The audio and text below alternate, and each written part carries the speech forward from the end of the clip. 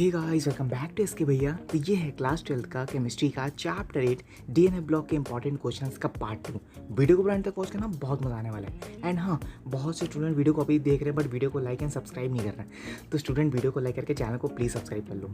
Notes Telegram channel पर provide जाएगा। चलो एक्सप्लेनेशन को कंटिन्यू करते हैं। अब हम पढ़ने जा रहे हैं very short answer type questions को, जो कि तुम्हारा 1 मार्क्स का होगा। एंड फिर हम पढ़ेंगे लॉन्ग आंसर टाइप क्वेश्चंस को।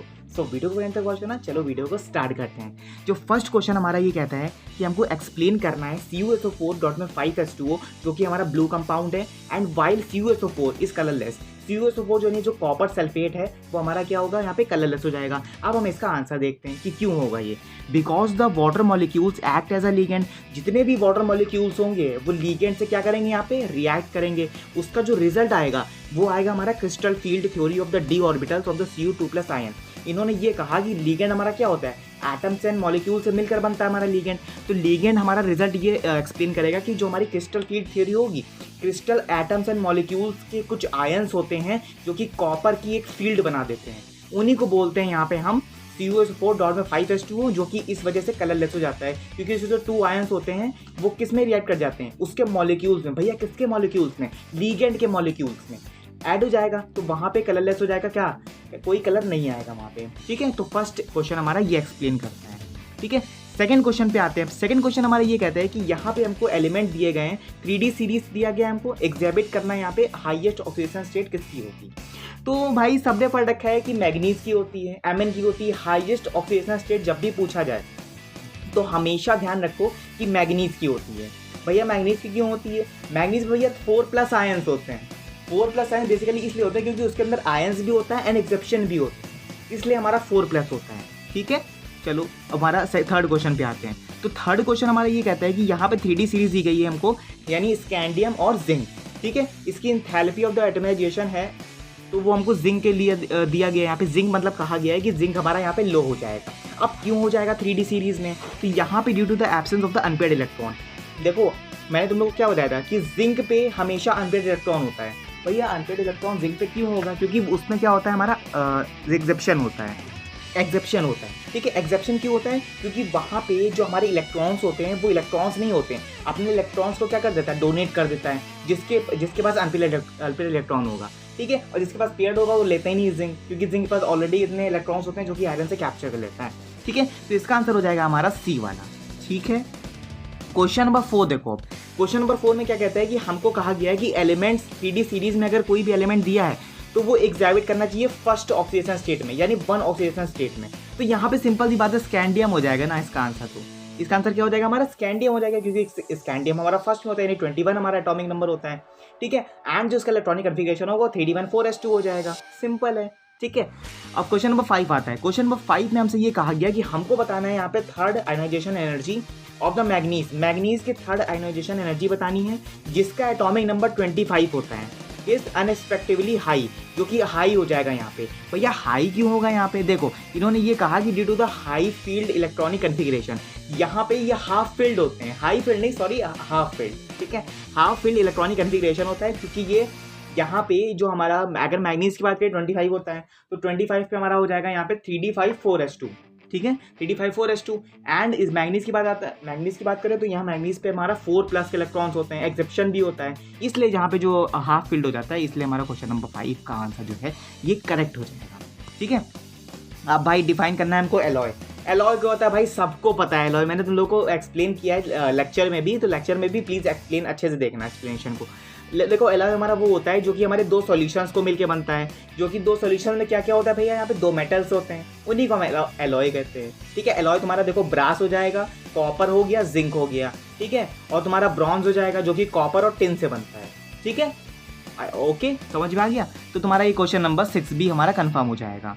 ठीक है, समझ में आ गया ना स्टूडेंट्स। चलो अब आगे बढ़ते हैं, 7 पे आते हैं। क्वेश्चन नंबर 7 हमारा ये कहते हैं कि हमको ट्रांजिशन मेटल्स दिया गया है और हमको शो करना है यहाँ पे 0 oxidation state which with the ligand like the CO, sorry not O, it's a CO। Explain करना है यहाँ पे कि ट्रांजिशन मेटल में जितनी भी 0 ऑक्सीडेशन स्टेट होती है वो लीगेंड में CO के इक्वल हो जाएगी। तो इसका भैया आंसर है कि CO हमारा फॉर्म करता है यहाँ पे सिनर्जेटिक बॉन्डिंग, जो कि मेटल्स के आयन के साथ होता है। देखो बेसिकली अगर 2 मेटल लोगे तुम, उन मेटल्स के आयंस को अगर तुम देखोगे तो मेटल्स का आयंस कितना हो जाएगा, 2+ एंड 3+ हो गए आयंस हो गए हमारे।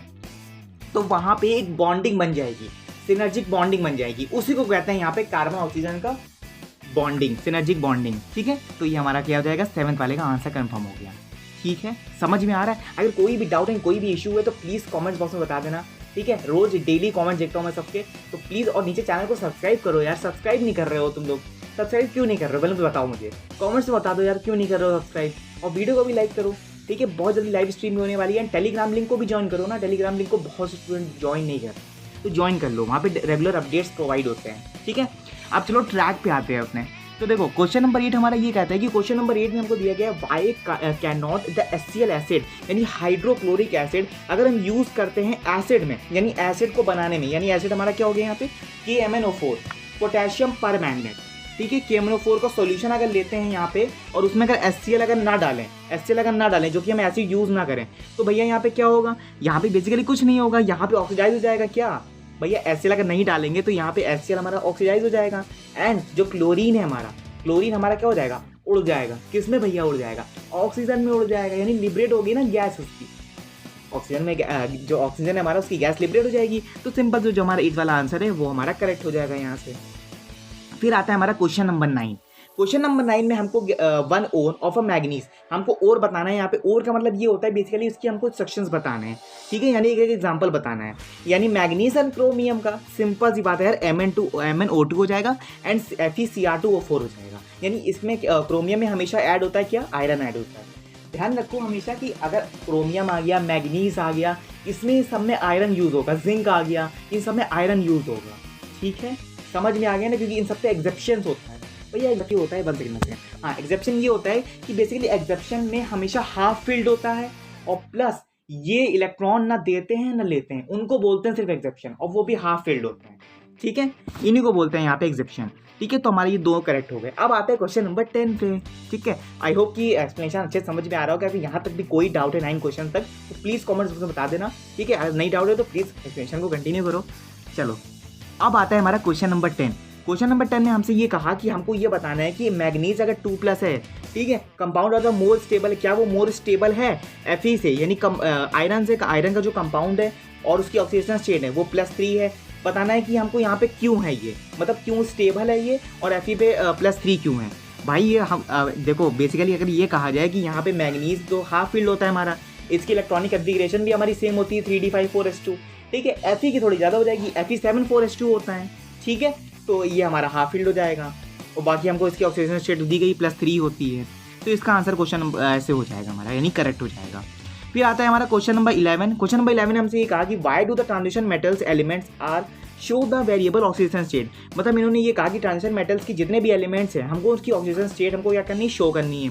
तो भैया कैसे करेंगे, due to the presence of the d vacant orbitals, यानी हमको इसके किसके प्रेजेंस में करना पड़ेगा, डी ऑर्बिटल के प्रेजेंस में करना पड़ेगा।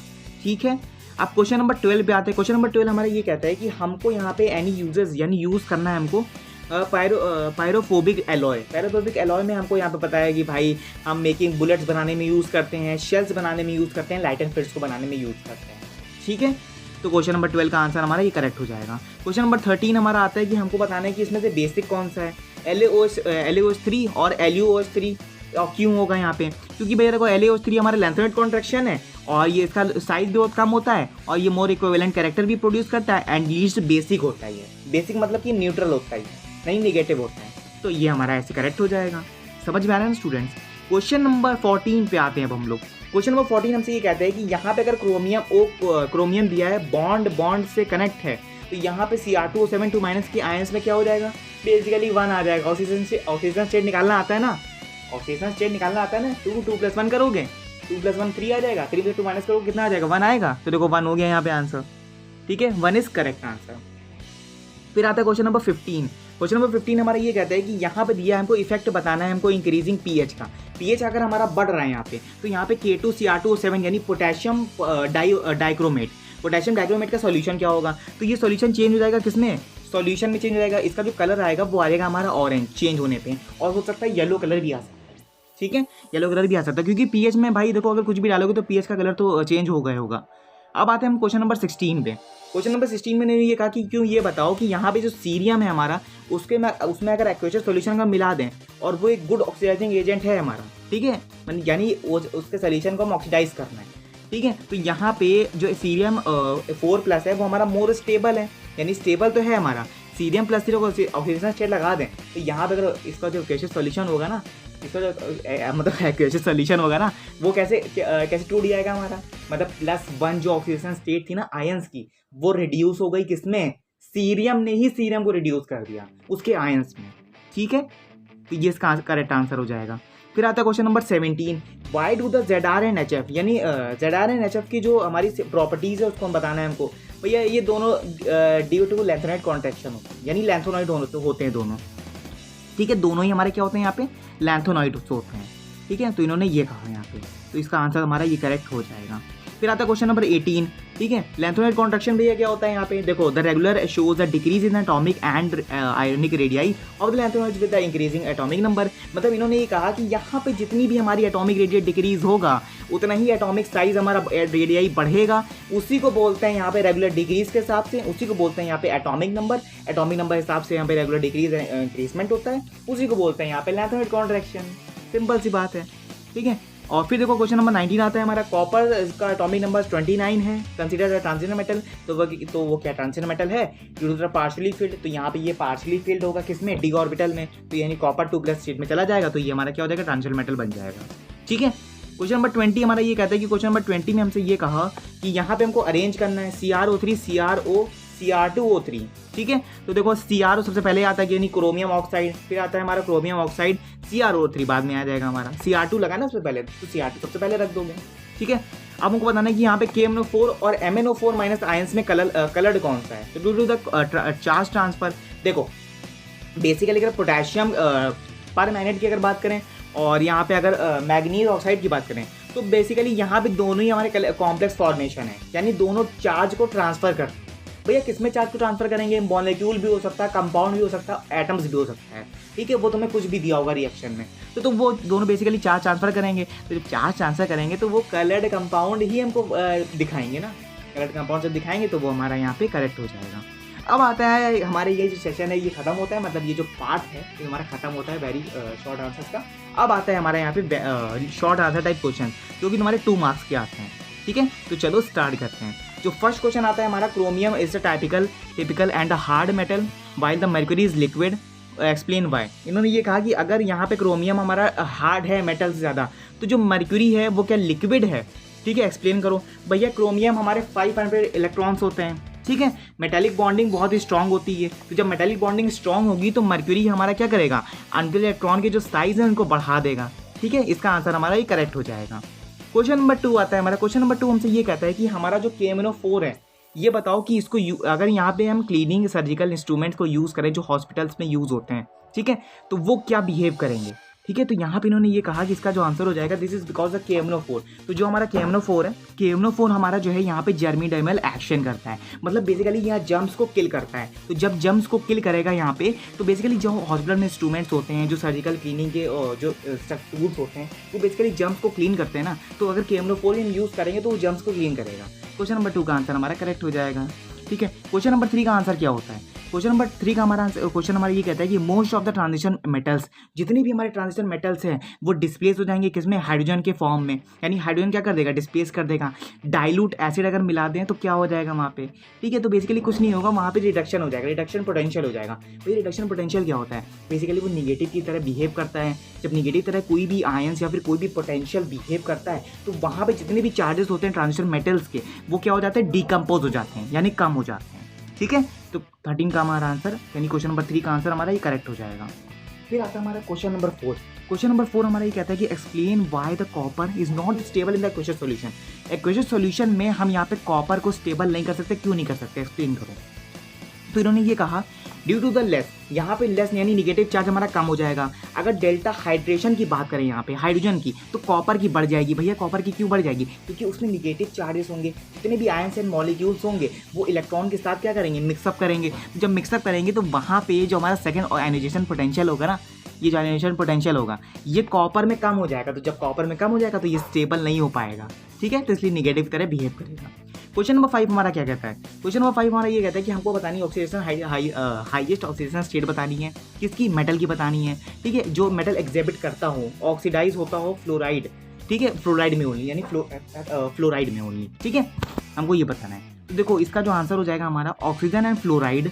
ऑक्सीजन और फ्लोराइड को अगर हम देखेंगे वो स्मॉल साइज़ के होते हैं, नहीं छोटे साइज़ के होते हैं, एंड द हाई इलेक्ट्रोनेगेटिविटी, और जो उसकी इलेक्ट्रोनेगेटिविटी होती है वो हाई होती है, यानी बहुत ज़्यादा हो जाएगी। They can be oxidize as the metal, तो मेटल में क्या हो जाएंगे? ऑक्सीडाइज हो जाएंगे, ठीक है। जो मेटल मतलब जो भी मेटल्स में ऑक्सीडाइज हो जाते हैं, जो भी मेटल्स, तो उनको हम बोलते हैं यहाँ पे ऑक्सीजन स्टेट उनकी हाई हो जाती है और वो मेटल के साथ क्या हो जाते हैं? ऑक्सीडाइज होने लगते हैं, ठीक है। अब आता है क्वेश्चन नंबर 6। क्वेश्चन नंबर 6 में हमसे कहा कि इलेक्ट्रॉनिक कॉन्फ़िगरेशन बताना है यहाँ पे कॉपर 2+ की एंड कोबाल्ट 2+ की, ठीक है। तो कॉपर 2+ की बहुत आसान है और कोबाल्ट की भी बहुत आसान है। ये सब 3D सीरीज में होते हैं, तुम लोगों को इतना तो पता है ना। आर्गन लगेगा, बस 3D9 हो जाएगा एंड 4s0 हो जाएगा, ठीक है, और 3D7 यहाँ पे हो जाएगा, ठीक है। तो क्वेश्चन नंबर 6 तुम्हारा ये एक्सप्लेन हो जाता है। क्वेश्चन नंबर 7 में आता है हमारा कि बैलेंस करना है हमको यहाँ पे इक्वेशंस को। तो MnO4 और ये सब रिएक्शन मैं तुम लोग को बता चुका हूँ। ये रिएक्शन में सबका जो रिएक्शन है ये भी दी गई है एंड 3D सीरीज में मैंने एक्सप्लेन किया है। देखो यहाँ पे MnO4 एंड Fe2+ है, ठीक है। तो यहाँ पे अगर हाइड्रोजन दिया है यहाँ पे, तो देखो कुछ ऐसी रिएक्शन हो जाएगी हमारी, एंड जो हमारी सेकंड वाली रिएक्शन है उसको हम क्रोमियम निकाल देंगे यहाँ पे, तो SN के साथ हमारी ऑक्सीडेशन स्टेट हमारा करेक्ट हो जाएगा, ठीक है। क्वेश्चन नंबर 8 क्या कहता है हमारा? ब्रीफली हमको एक्सप्लेन करना है कि इलेक्ट्रॉनिक कॉन्फ़िगरेशन लेंथोनॉइड्स का क्या होगा और सर्टेनिटी हमको डिफाइन करनी है। तो भैया यहाँ पे आसान हो जाएगा कि यहाँ पे 4f एंड 5d जितने भी सबशेल होंगे वो are very close in energy, उनकी एनर्जी जितनी होगी वो क्लोज होगी, यानी 4f में भी और 3d में भी, ठीक है। पॉजिटिव इलेक्ट्रॉन्स को क्या करेंगे यहाँ पे? जंप करा देंगे, किसमें? 4f एंड 5d और वाइस वर्सा, मतलब 4D एंड 5D सीरीज में जितने भी हमारे इलेक्ट्रॉन्स होंगे एंड जितनी भी हमारी उनकी एनर्जी होगी इलेक्ट्रॉन्स की, वो लेंथोनॉइड के हिसाब से, नहीं लेंथोनॉइड क्या कर देगा? एटॉमिक रेडियस उसका कम कर देगा, और जो आयंस के साइज होंगे, इलेक्ट्रॉन्स के साइज जितने भी होंगे वो सबशेल में क्या हो जाएंगे? ट्रांसफर हो जाएंगे। इन्हीं को बोलते हैं क्वेश्चन नंबर 8, यानी ये हमारा एक्सप्लेन हो जाता है। क्वेश्चन नंबर 9 में हमसे ये कहा कि हमको बताना है कि zinc, cadmium, mercury are soft with the low melting point. क्या इनका मेल्टिंग पॉइंट लो होता है?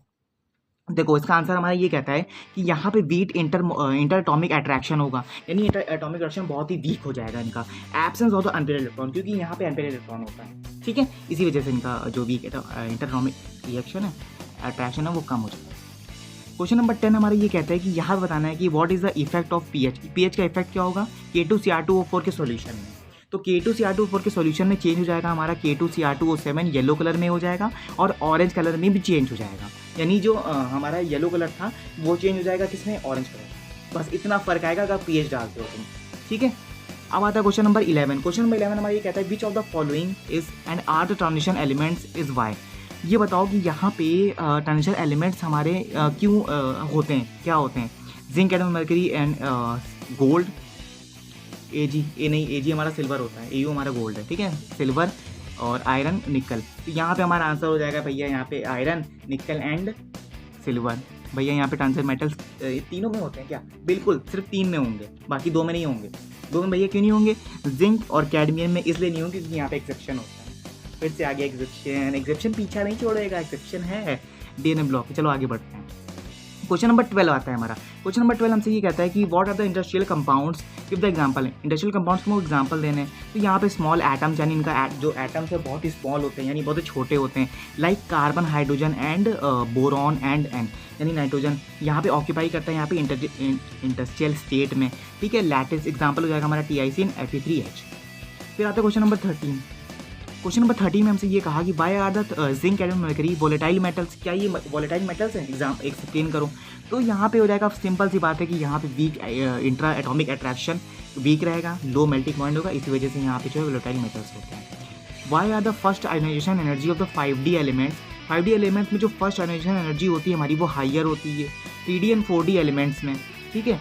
फिर यहाँ पे क्वेश्चन नंबर 15 आ गई, तुम लोग को बताना है इसका आंसर। तुम लोग मुझे कॉमेंट बताओगे। क्वेश्चन नंबर 14 सब सारे स्टूडेंट्स बताएंगे, ठीक है। क्वेश्चन नंबर 14 का आता है हमारा एक्सप्लेन करना हमको यहाँ पे mix metal and right it use, इसके यूजेस क्या होंगे। देखो पहली बात तो एलॉय हमारा 95% होता है, एल्नाथोनेट हमारे 5% होता है, ठीक है। आयरन एंड ट्रेसेस, अगर आयरन्स को यहाँ पे ट्रेस करें तो यानी scandium, carbon and calcium and aluminium हम यूज़ करते हैं लाइट एंड पेंट्स को बनाने में, एंड यहाँ पे यूज़ करते हैं यहाँ पे बुलेट टिप्स में एंड और बहुत सारे मेटल्स में यूज़ करते हैं, ठीक है। क्वेश्चन नंबर 16 हमारा ये कहता है कि अगर हमारी 2 रिएक्शन दी है तो उसमें HNO3 डाल दें और जिंक डाल दें तो वो रिएक्शन क्या हो जाएगी भैया। फर्स्ट रिएक्शन में यहाँ पे देखो हमारा NO2 बन जाएगा, सिंपल से यहाँ पे X लगा वहाँ पे NO2 डाल दोगे एंड जो हमारा Y है वहाँ पे N2O डाल दोगे। ठीक है, कंप्लीट द इक्वेशन, इस इक्वेशन को कंप्लीट करना है भाई, सिंपल सी बात है। यहाँ पे इक्वेशन मैंने समझाई है तुम लोगों को लेक्चर्स में भी कि हम लोगों को पोटेशियम पर मैग्नेट है तो यहाँ पे 2MnO4 हो जाएगा एंड K2MnO4 प्लस में MnO2 प्लस में O2 हो जाएगा एंड ये भी रिएक्शन बनी कंप्लीट हो जाएगी। ये रिएक्शन दिया गया है यहाँ पे बोर्ड के लिए, ये सारे क्वेश्चन इंपॉर्टेंट है तो वीडियो को एंड तक वॉच करना भाई, आधे से मत छोड़ देना, स्किप करके मत देखना, नहीं तो कुछ समझ में नहीं आता। ठीक है, चलो अब आगे देखते हैं। क्वेश्चन नंबर 18 हमारा क्या कहता है। क्वेश्चन नंबर 18 हमारे ये कहते हैं कि out of the Fe and Cu, यानी जो हमारा यहाँ पे आयरन और कॉपर है, which one of the would the exhibited higher melting point, यानी जो Fe यानी आयरन और कॉपर की हमारी यहाँ पे एग्जिबिट करें तो हायर मेल्टिंग पॉइंट किसका होगा। यहाँ पे देखो अगर यहाँ पे आयरन की बात करें, यहाँ पे जो आयरन है हमारा वहाँ पे large number of unpaired electrons होंगे डी और इलेक्ट्रॉन्स में, ये हमारा मोर इंटर एटॉमिक अट्रैक्शन हो जाएगा। ठीक है, तो क्वेश्चन नंबर 18 हमारा ये कहता है। क्वेश्चन नंबर 19 में हम ये देखने वाले हैं स्कैंडियम द फर्स्ट मेंबर। अगर स्कैंडियम हमारा फर्स्ट मेंबर है तो यहाँ पे फर्स्ट ट्रांजिशन सीरीज में यहाँ पे एग्जिबिट नहीं करेगा। ठीक है, वेरिएबल ऑक्सीजन स्टेट हमको वाइट नहीं बताना है क्यों नहीं करेगा, क्योंकि यहाँ पे जो नोबल गैस होती है, नोबल गैस भी क्या होता है, नोबल गैस ऐसी गैस होती है जो कि हीलियम के साथ रिएक्ट करती है। ठीक है, तो यहाँ पे नोबल गैस के साथ जो इसका इलेक्ट्रॉनिक कन्फिग्रेशन हो जाएगा वो +3 ऑक्सीजन स्टेट में चला जाएगा, तो यहाँ पे जो अदर ऑक्सीजन स्टेट होगी वो स्टेबल हो जाएगी। जब +3 चला गया तो भाई +2 +1 में तो स्टेबल ही हो जाएगी ना, सिंपल सी बात है। तो यहाँ पे खत्म होते हैं तुम्हारे यहाँ पे शॉर्ट आंसर। अब आते हैं तुम्हारे short answer type question second 3 marks पे जो आते हैं। ठीक है, तो 3 मार्क्स में देखो तुम्हारा first question, second question and third question तुम्हारा दिया हुआ है। ठीक है, तो यहाँ पे देखो तीनों एग्जाम्पल हमको दिए गए हैं। यहाँ पे इन्होंने कहा कि रिड्यूस करना है the number of the 3D electron, जितने भी 3D इलेक्ट्रॉन्स हैं हमारे, ठीक है, इन द फॉलोइंग आयंस, यानी कॉपर 2+ एंड स्कैंडियम 3+ में। ठीक है, तो इसका आंसर हो जाएगा हमारे 9 इलेक्ट्रॉन्स होंगे एंड स्कैंडियम में 0 इलेक्ट्रॉन्स हो जाएंगे। ठीक है, फिर देखो सेकंड क्वेश्चन आता है हमारा why do the transition elements form the alloy. अगर ट्रांजिशन मेटल्स में अगर फॉर्म कर दे अलॉय को तो यहाँ पे transition metals have the similar atomic radii, यानी ट्रांजिशन मेटल की जितनी भी एटॉमिक रेडियाई वो सिमिलर रहेगी। जिंक सॉल्ट और वाइट, अगर जिंक सॉल्ट हमारा वाइट हो जाए तो absence in the unpaired electron, तो यहाँ पे हमारा अनपेयर्ड इलेक्ट्रॉन हो जाएगा। कंप्लीट द रिएक्शन भाई, कंप्लीट द रिएक्शन तुम लोग को आती है, मुझे इतना पता है, मुझे इतना विश्वास है तुम लोगों पे, तुम लोग कर लोगे। ठीक है, जिस स्टूडेंट को भाई नहीं आती तो प्लीज़ कॉमेंट में बता देना, मैं तुम लोग को समझा दूंगा। कोई इतना इशू है, कोई इतना भाई प्रेशर नहीं है, अच्छे से समझो, अच्छे से। ठीक है, अब आता है describe the oxidising agent, describe the oxidising agent K2Cr2 potassium dichromate with the following equation. First equation दी गई आयोडाइड के साथ, देख लेते हो, एंड आयरन के साथ दिया गया एंड H2S यानी सल्फर के साथ दिया गया, तो प्लीज़ इसको मैच कर लेना। ठीक है, देखो यहाँ पे भी आंसर लिखा है write the 4 differences between the lanthanoid and actinoids. देखो मैंने डिफरेंसेस डाल दिए यहाँ पे लैंथोनाइड एंड एक्टिनोइड्स के। ठीक है, कोई इशू नहीं है। जो भी स्टूडेंट को अगर प्रॉब्लम है कि भाई लैंथोनाइड एक्टिनोइड समझ में नहीं आ रहा, तो देखो यहाँ पे लिखा हुआ है ये they are the generally non radioactive, ये रेडियो एक्टिव नहीं होते हैं। ठीक है, एक्टिनोइड्स हमारे रेडियो एक्टिव होते हैं।